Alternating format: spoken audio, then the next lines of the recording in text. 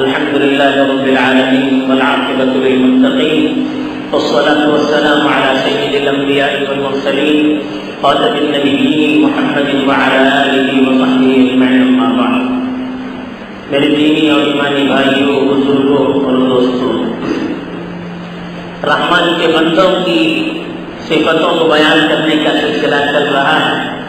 آج 7ویں صفت بیان کی گئی کہ رحمان کے بندے وہ ہوتے ہیں جو ناحق کسی ایسے انسان کو قتل نہیں کرتے جن کے قتل کی اسلام میں اجازت نہیں ملتا. یہ صفت بیان کی گئی.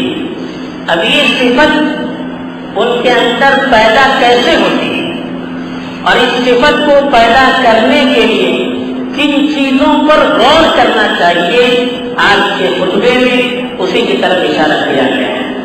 پہلی چیز، انسان کی عظمت کو پہچاننا چاہیے کہ انسان کی قدر و قیمت اللہ کے نزدیک کیا ہے. انسان وہ مخلوق ہے اللہ نے جس کو سب سے معزز بنایا ہے. سب سے بڑا اکرام اللہ نے انسان کا کیا، اس کو اپنے ہاتھوں سے بنایا. خلقتہ بیدی، میں نے انسان کو اپنے ہاتھوں سے بنایا. باقی چیزوں کے بارے میں کہا کن ہو جا، وہ چیز ہو گئی.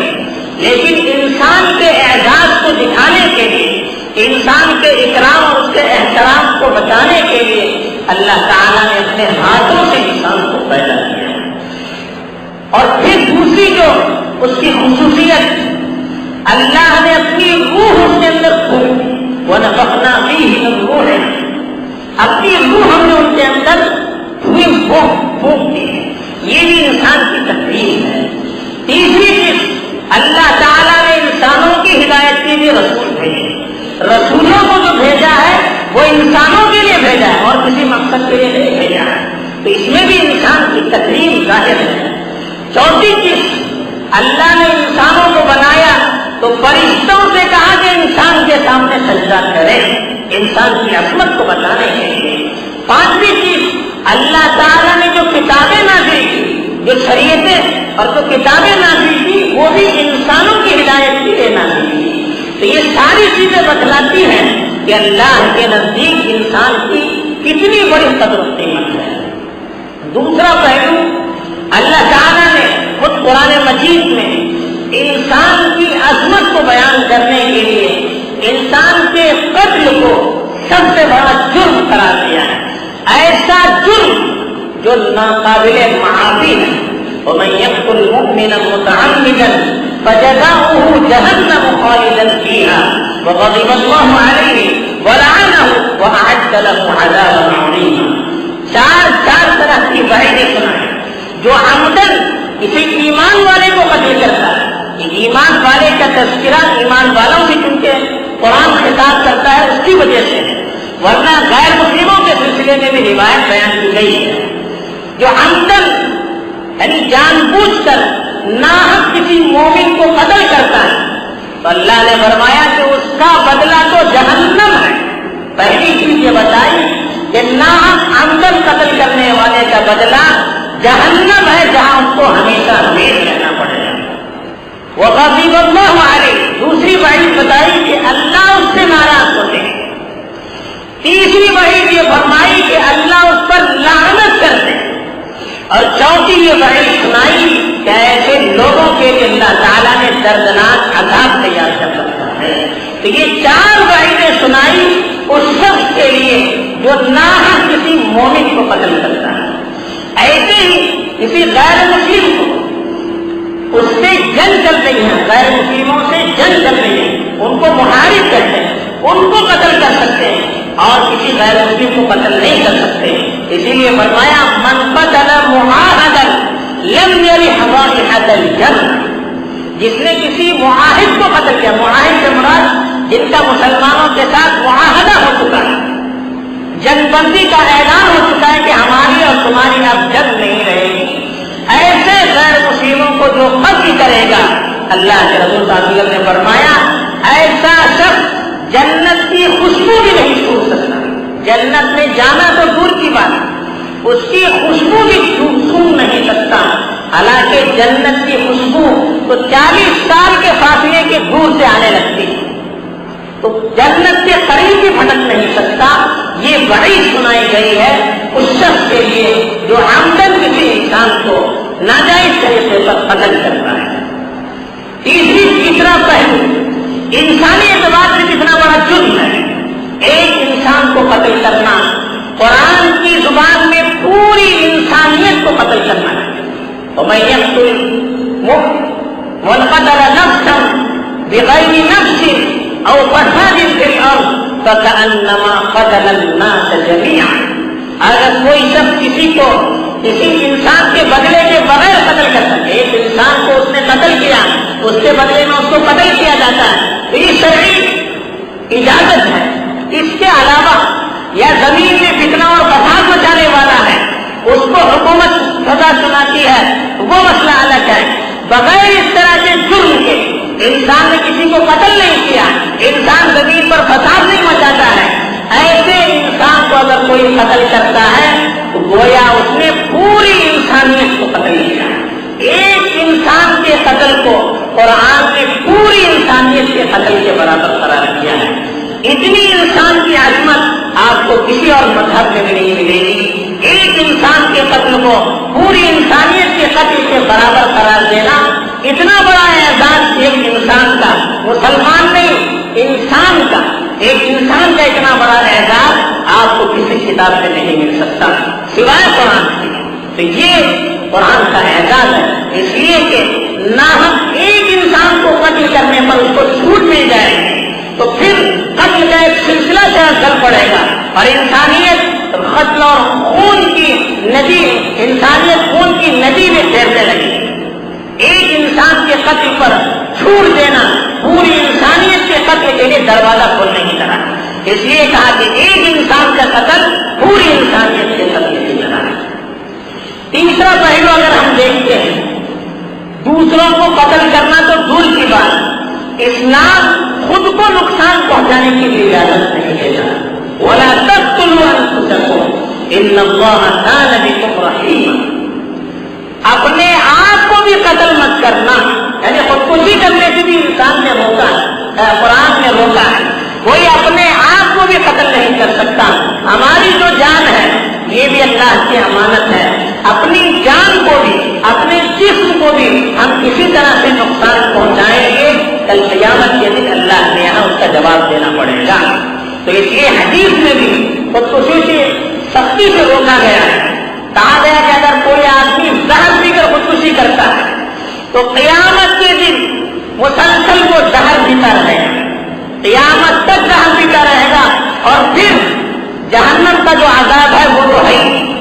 اگر کوئی پہاڑ سے کود کر خودکشی کرتا ہے تو اس کو ایسی سزا دی جائے گی کہ وہ ہمیشہ ہمیشہ پہاڑ سے کود کر خودکشی کرتا رہے گا.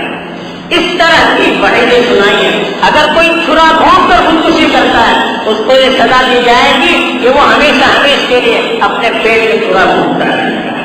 تو یہ ایک انسان کو اپنے آپ کو تکلیف پہنچانے کی اجازت نہیں ہے. اتنا خیال رکھا گیا ہے حدیث کے اندر کہ من اشار الی اخیہ بحدیدۃ لعنته الملائکہ فإن الملائکۃ تلعنہ او کما قال علیہ الصلوۃ والسلام.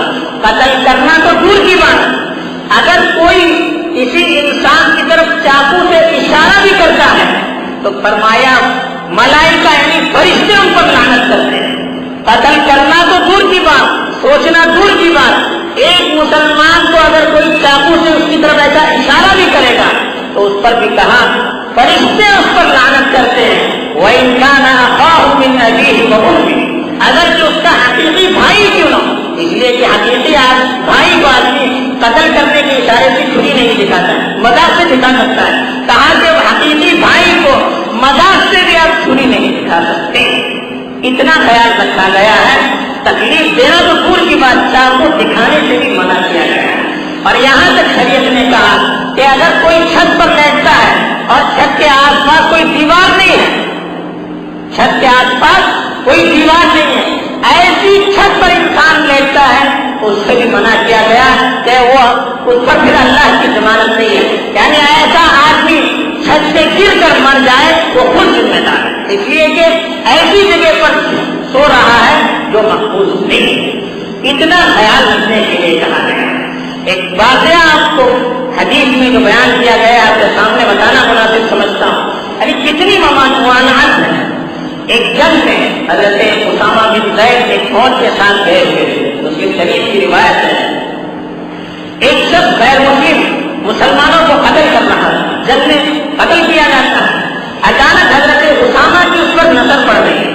اس کے پیچھے سے جا کر اس کو قتل کرنے لگے. جب انہوں نے تلوار اٹھایا تو سامنے والے نے کہا لا الہ الا اللہ لا الہ الا اللہ.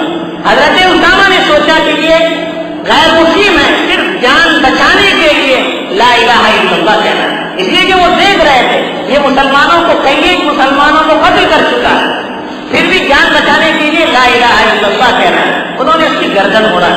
جب یہ فوج اللہ کے رسول صلی اللہ علیہ وسلم کی خدمت میں واپس آ گئے تو یہ واقعہ اللہ کے رسول صلی اللہ علیہ وسلم کو بیان کیا گیا. تو اللہ کے رسول صلی اللہ علیہ وسلم کا چہرہ بدل گیا. حضرت اسامہ کون تھے؟ اللہ کے رسول صلی اللہ علیہ وسلم کے پوتے کی طرح تھے, انتہائی محبوب, چھوٹے سے تھے, انتہائی پسندیدہ, آپ کے نوازوں کی طرح تھے اور پوتوں کی طرح تھے. اور حزب رسول اللہ ان کا لقب تھا, اللہ کے رسول کے محبوب. لیکن ان سے بھی یہ غلطی ہوئی تو اللہ کے رسول کا چہرہ سرخ ہو گیا اور کہا فَكَيْفَ بِلَا إِلَهَ إِلَّا اللَّهُ فَكَيْفَ تَصْنَعُ بِلَا إِلَهَ إِلَّا اللَّهُ إِذَا جَاءَتْ يَوْمُ الْقِيَامَةِ. 3 مرتبہ کا قیامت کے دن جب لا الہ الا اللہ کا کلمہ تمہارے سامنے آئے گا تو تم کیا کرو. حالانکہ غلطی سے قتل ہوا تھا لیکن اس پر بھی کہا کہ تمہیں معافی نہیں ہے. حضرت اسامہ نے بار بار کہا اے اللہ کے رسول میرے لیے استغفار کیجیے, اے اللہ کے رسول میرے لیے استغفار کیجیے. لیکن اللہ کے رسول نے بار بار یہی کہا لا الہ الا اللہ کا کلمہ جب تمہارے سامنے قیامت کے دن آئے گا تو تم کیا کرو گے. یعنی جنگ میں قتل کرنا ایک ضرورت ہے. اس میں بھی کہا گیا کہ اگر کوئی اپنی جان بچانے کے لیے بھی اسلام کا سہارا لیتا ہے تو اس کو بھی ہم قتل نہیں کر سکتے. اتنی شدت سے قتل کی ممانعت اسلام کے اندر آئی ہے. کسی طرح سے کسی انسان کو تکلیف پہنچانا, ظاہری تکلیف یا معنوی تکلیف, معنوی تکلیف کا مطلب کسی کی عزت کو اچھالنا, کسی پر تہمت لگانا, کسی کو بدنام کرنا, کسی کو سلسلے میں لگائی بجائی کرنا, اس کی بھی اجازت اسلام نے نہیں دی ہے.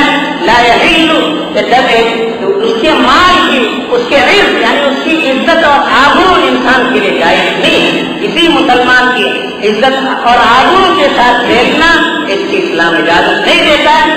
ظاہر ہے یہ اسلام کی تعلیمات جب کسی شخص کے سامنے رہے گی اس پر وہ غور کرے گا تو یقیناً وہ ناحق کسی کو قتل کرنے کی ضرورت نہیں کرے گا. اور قتل کب کیا جا سکتا ہے؟ اسلامی سلطنت ہے تو ایک شخص اگر مسلمان تھا اور اس نے دین بدل دیا, اسلام سے وہ مرتد ہو گیا, اس سے توبہ کروائی گئی, توبہ نہیں کرتا تو اس کو قتل کیا جا سکتا ہے. دوسرا شخص شادی شدہ آدمی زنا کرے کسی سے اور ثابت ہو جائے تو اس کو قتل کیا جا سکتا ہے. اور تیسرا شخص جو عمدن کسی کو قتل کرے تو قتل کے بدلے میں اس کو قتل کیا جا سکتا ہے. یہ 3 شکلیں جس کی اجازت کبھی بھی اسلامی حکومت سے کی جا سکتی ہے. ہم اور آپ یہاں رہتے ہیں اس پر عمل نہیں کر سکتے اس لیے کہ یہاں کوئی اسلامی حکومت نہیں ہے, اسلامی حاکم نہیں ہے, اسلامی عدالت نہیں ہے. وہاں پر یہ احکام دیے گئے اور ہمارے لیے وہ احکام نہیں ہے. تو اس لیے حد المقصور ہمیں اس طرح کی چیزوں سے پرہیز کرنا چاہیے جس سے کسی انسان کو تکلیف ہو سکتی ہے. یہی رحمان کے بندوں کی صفت بیان کی گئی وَلَا يَقْتُلُونَ النَّفْسَ الَّتِي حَرَّمَ اللَّهُ إِلَّا بِالْحَقِّ. جن لوگوں کو مارنے سے شریعت نے روکا ہے ناحق اس کو قتل نہیں کرتے ہیں. اس صفت کو اپنانے کی ہمیں کوشش کرنی چاہیے. اللہ تعالیٰ مجھے بھی اور آپ کو بھی انسانیت کی تکلیف کے توفیق دے اور اس طرح سے اللہ کے راضی کرنے والے بندوں میں شامل فرمائے. آمین. وآخر دعوانا الحمد للہ.